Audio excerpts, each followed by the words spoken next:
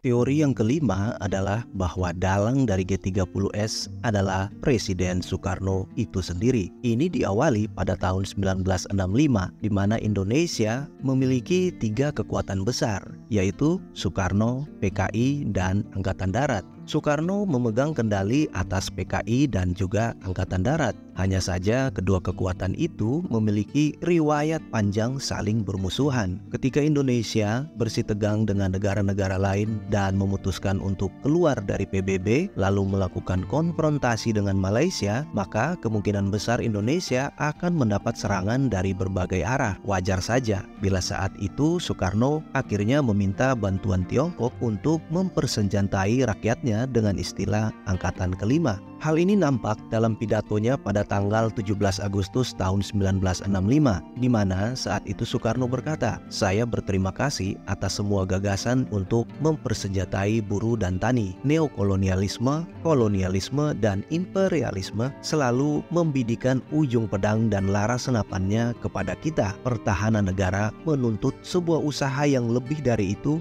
yaitu usaha yang maksimum dari kita semua. Sesudah mempertimbangkan masalahnya itu, saya mengambil keputusan ini dalam kapasitas saya sebagai Panglima tertinggi Angkatan Bersenjata Republik Indonesia." Nah, dari pidato Soekarno itu jelas sekali Soekarno memang setuju dengan adanya ide Angkatan Kelima itu. Tetapi jenderal-jenderal diantaranya seperti Nasution, Ahmad Yani, Suprapto, Panjaitan, dan lain-lainnya jelas sama sekali tidak setuju dengan ide Angkatan Kelima tersebut. Bagi para jenderal tersebut, membela negara itu adalah tugas tentara, bukan rakyat sipil. Rakyat sipil jangan sampai dilibatkan lagi dalam sebuah perang, apalagi dengan mempersenjatai mereka. Biarlah senjata-senjata itu tetap dimiliki oleh Angkatan Darat saja, karena jenderal-jenderal itu tahu persis bahwa jika senjata-senjata itu sampai jatuh ke tangan rakyat, khususnya rakyat yang dimaksud adalah PKI, maka PKI nantinya akan mempunyai kekuatan untuk menyerang balik Angkatan Darat.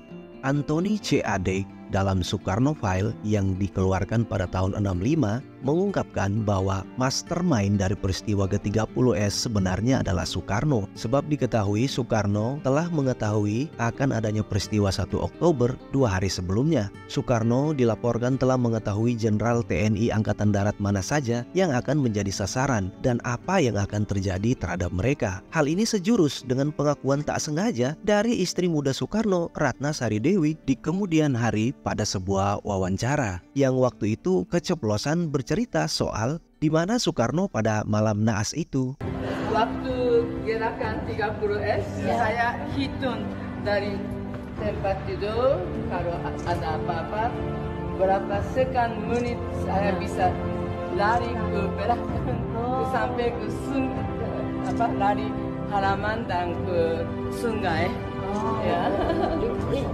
Itu rencana ibu. Rencana ibu seandainya terjadi sesuatu. Gitu. Saya ada di sini, bapak juga ada di sini. Emang ibu perkirakan akan ada apa?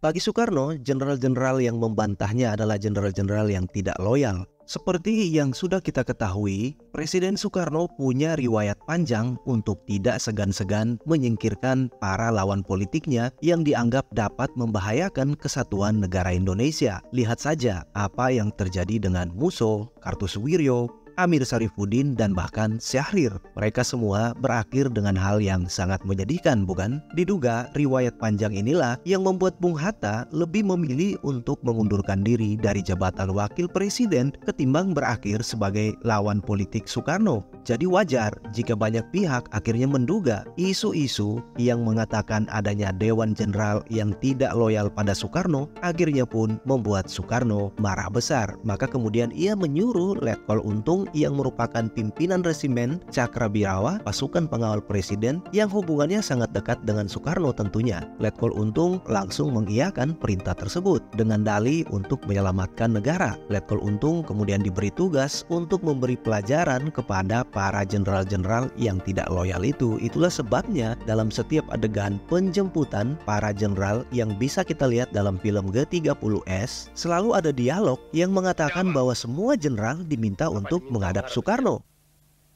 Bapak diminta menghadap Presiden. Masih gawat, Jenderal. Bapak Presiden menunggu di istana. Bapak Presiden menunggu, Jenderal. Tak mungkin kan pasukan-pasukan itu berani mengatakan hal itu jika tak ada perintah dari Soekarno, bukan? Letkol Untung sendiri bahkan menyatakan dalam siaran radio 1 Oktober setelah mereka merebut RRI, ia mengatakan bahwa gerakan itu adalah gerakan untuk menyelamatkan presiden dan negara dari jenderal-jenderal yang tidak loyal. Bahkan ia terang-terangan mengatakan bahwa mereka adalah komplotan Dewan Jenderal. Letnan Kolonel Untung menyelamatkan Presiden Soekarno dari kup Dewan Jenderal. Pada hari Kamis tanggal 30 September 1965 di Ibu Kota Republik Indonesia, Jakarta, telah terjadi gerakan militer dalam Angkatan Darat dengan dibantu oleh pasukan. Jadi terlihat jelas, Letkol Untung ini tidak pernah berpikir untuk mengkudeta Soekarno. Sebaliknya, ia justru berpikir bahwa tindakannya itu adalah untuk menangkis kudeta Dewan Jenderal yang tidak loyal kepada Soekarno. Dalam Mahmiluk atau Mahkamah Militer Luar Biasa yang digelar setelah peristiwa itu meletus, Letkol Untung bahkan memberikan kesaksian bahwa sebagai perwira Cakrabirawa, ia sungguh tidak rela kalau Paduka Yang Mulia Presiden Soekarno sampai digulingkan oleh para jenderal tersebut. Itulah mengapa jenderal-jenderal tersebut ditangkap dan dibawa ke daerah Lanut Halim Perdanakusuma yang merupakan markas G30S sekaligus merupakan salah satu titik aman bagi presiden selain pangkalan angkatan laut yang ada di Tanjung Priok apabila terjadi keadaan genting di Jakarta. Hal ini diatur dalam SOP Cakrabirawa sebagai pasukan khusus yang menjaga presiden. Banyak pihak meyakini perintah penangkapan para jenderal tersebut awalnya hanya untuk memberi pelajaran kepada para jenderal. Soekarno sama sekali tidak menyangka jika kemudian para jenderal tersebut bakal dieksekusi mati lalu dikubur di lubang buaya yang juga berada di dekat Lanut Halim Perdanakusuma. Sebab terdapat saksi yang mengatakan bahwa mereka sempat melihat Soekarno di Lanut Halim Perdanakusuma pada malam sebelum operasi penculikan itu dilakukan. Orang-orang ini bahkan mengaku melihat Soekarno saat itu tengah bercengkrama dengan para pemberontak, sehingga ini semakin memperkuat teori yang mengatakan kalau Soekarno adalah dalang dari peristiwa G30S itu sendiri. Dan sebagai tambahan, dalam buku Kudeta 1 Oktober 1965 karya Victor M. Fick, ia memuat bukti percakapan bahwa Aidit, Soekarno, dan Ahmad Yani sudah mengetahui akan adanya gerakan 30 September yang menurutnya malah gerakan itu sebenarnya direncanakan akan dieksekusi pada tanggal 20 September. Hal ini juga sejurus dalam buku Titik Silang Jalan Kekuasaan tahun 1966 karya Rum Ali. Ia menyebutkan bahwa Ahmad Yani bahkan sempat menelpon Soekarno untuk mengkonfirmasi bahwa ia masih loyal. Nah, hal ini tersirat dalam sebuah adegan pada film G30S di mana beberapa jam sebelum Ahmad Yani ditangkap, Ahmad Yani diduga menelpon Soekarno untuk mengkonfirmasi hal tersebut. Ya, halo.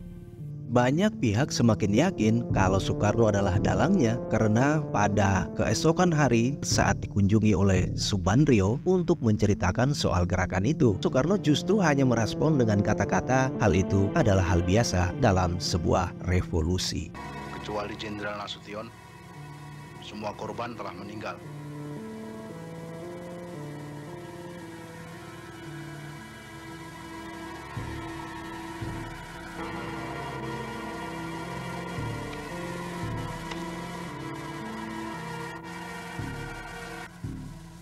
Lumrah dalam suatu revolusi.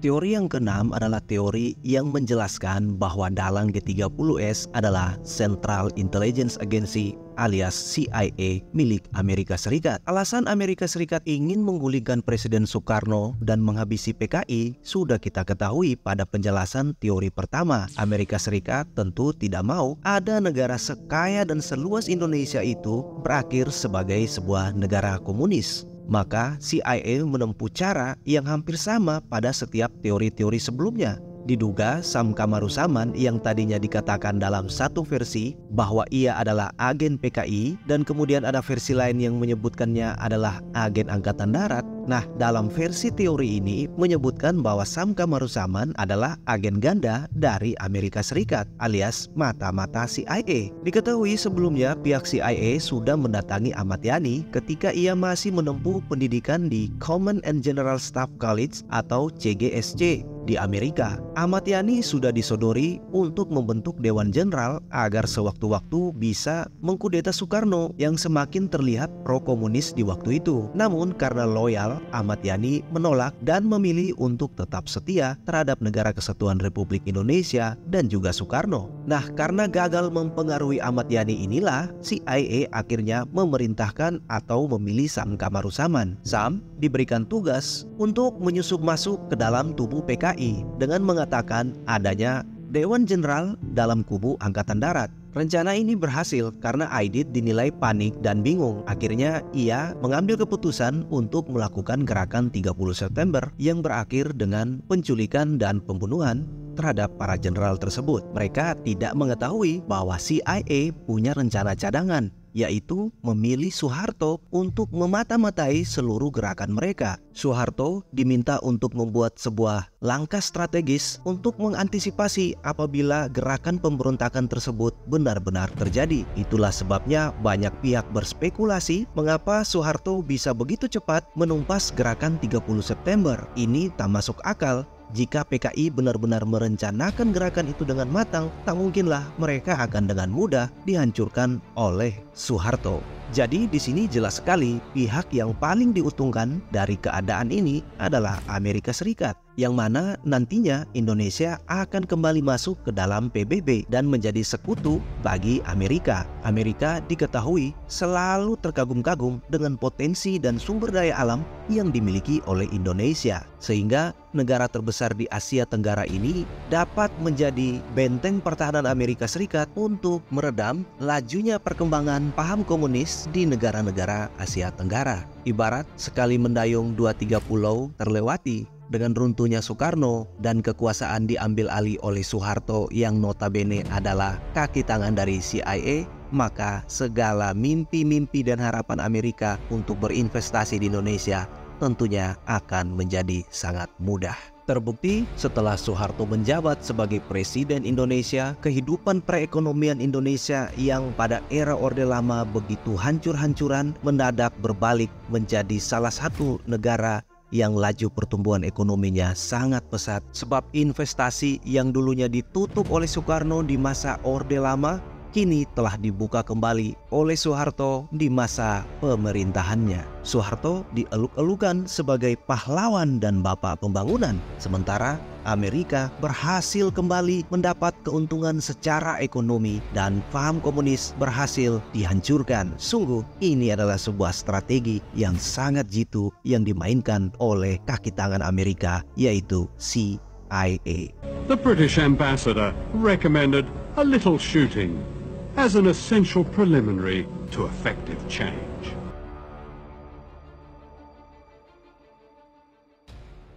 Selanjutnya adalah teori ketujuh, yang mana teori ini mengatakan kalau dalang dari G30S itu adalah Jenderal Soeharto. Tadi sudah disebutkan pada teori keempat bahwa yang melakukan penculikan, yang diculik, dan kemudian yang memberantas itu semuanya oknum tentara. Lantas kenapa kita masih berpikir kalau ada pihak lain yang terlibat? Nah, dalam teori ini lebih khusus menyebutkan CIA menggunakan Soeharto sebagai agen lainnya untuk memuluskan penghancuran komunisme di Indonesia. Soeharto diduga menggunakan sumber daya CIA untuk menghancurkan pemberontakan dan naik tahta menjadi Presiden Indonesia dalam teori ini. Teori ini boleh dibilang teori kudeta merangkak Soeharto. Di sini Soeharto punya dua motif yang sangat masuk akal untuk melakukan semua ini. Pertama, sebagai angkatan darat, Soeharto tentu tidak rela melihat Indonesia semakin pro-komunis, dikucilkan oleh negara-negara lain, bahkan keluar dari PBB demi konfrontasi dengan negara lain. Soeharto tidak tega melihat rakyat Indonesia miskin, inflasi yang tinggi, dan lain sebagainya. Dalam buku Soeharto, A Political Biography, karya R.E. Elson, ia menjelaskan bahwa kejadian-kejadian itulah adalah motif pertama yang memicu Soeharto mau dijadikan agen CIA. Adapun salah satu keinginan yang menjadi motif keduanya, ya tentu saja adalah menjadi seorang penguasa. Di satu sisi memang diketahui Soeharto ini tidak pernah ikhlas melihat penderitaan rakyat jelata, sebab ia memang berasal dari rakyat kecil. Tetapi di sisi lain, sebagai manusia, dia juga gila kuasa. Soeharto diketahui adalah seorang prajurit yang memang punya riwayat sudah melakukan korupsi dan hal-hal tidak terpuji lainnya dalam tubuh TNI, khususnya Angkatan Darat. Hal inilah yang membuat Soeharto itu merasa sangat sulit untuk naik pangkat. Soeharto merasa disolimi oleh jenderal-jenderal seniornya. Itulah sebabnya Soeharto berpikir untuk menyingkirkan juga saingan-saingannya, ya para jenderal yang pangkatnya berada di atas Soeharto ini. Sebab jika jenderal yang jumlahnya ada 7 itu tidak ada, maka antrian berikutnya untuk menjadi pemimpin tertinggi dari Angkatan Darat ya tentu saja adalah dirinya. Dengan demikian pula peluang menggantikan Soekarno sebagai presiden akan semakin terbuka lebar. Dalam buku Pledoi dari Kolonel Latif, ia menerangkan bahwa sejak tanggal 28 September, Soeharto sebenarnya telah diberi laporan tentang akan terjadinya gerakan pemberontakan tersebut. Tetapi Soeharto justru tidak bertindak apapun kala itu, yang semakin menguatkan keyakinan bahwa Soeharto adalah bagian dari pemberontakan itu. Ketika ada desas-desus Soekarno akan meninggal, Soeharto berinisiatif menghubungi Letkol Untung untuk menugaskannya dengan dalih membela presiden dan membela negara. Letkol Untung yang patut akhirnya ditugaskan untuk membunuh jenderal-jenderal yang dianggap tidak loyal. Jadi ketika Letkol Untung melakukan penculikan dan pembunuhan para jenderal, Soeharto justru melakukan strategi lainnya dengan menyiapkan pasukan resimen para komando Angkatan Darat atau RPKAD di Cijantung untuk menumpas gerakan dari Letkol Untung. Ini sangat mencurigakan, bukan? Saat pernyataan gerakan 30 September untuk mengambil alih Indonesia dikumandangkan oleh Untung lewat radio, Soeharto langsung datang dengan pasukan dari Cijantung untuk diberangkatkan menghajar gerakan 30 September dengan begitu mudahnya. Di situ tidak ada seorang pun perwira yang inisiatifnya paling tepat dan paling akurat selain Soeharto. Ganjil, bukan? Bahkan Soeharto bergerak sebelum perwira lainnya sadar tentang apa yang sesungguhnya telah terjadi. Peristiwa ke-30S sendiri terjadi tengah malam ketika sebagian besar orang sedang tertidur lelap, termasuk ketika Letkol Untung berbicara lewat radio. Dan ketika orang-orang bangun dari tidur pun tidak ada yang dapat bertindak secepat dan sesigap Soeharto. Ini tentunya aneh, bukan? Soeharto benar-benar menjadi the right man on the right place. Ia begitu sigap langsung menyerang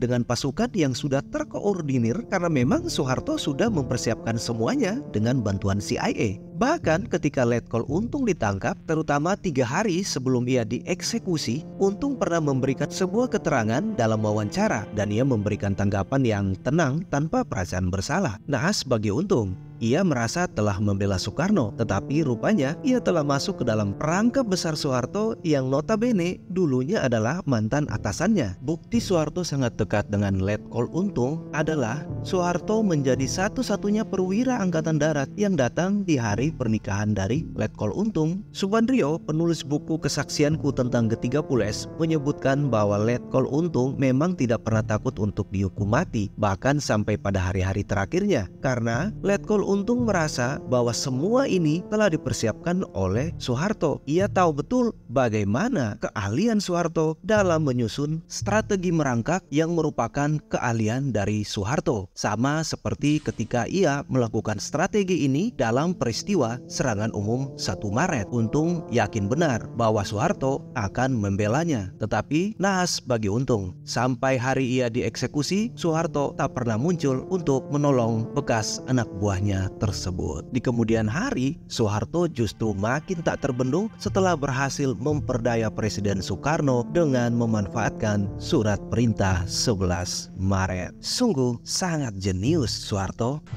Dikiranya SP 11 Maret adalah satu penyerahan pemerintahan.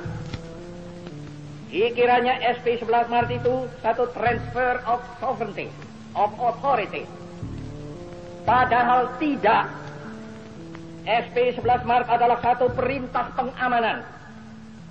Perintah pengamanan jalannya pemerintahan.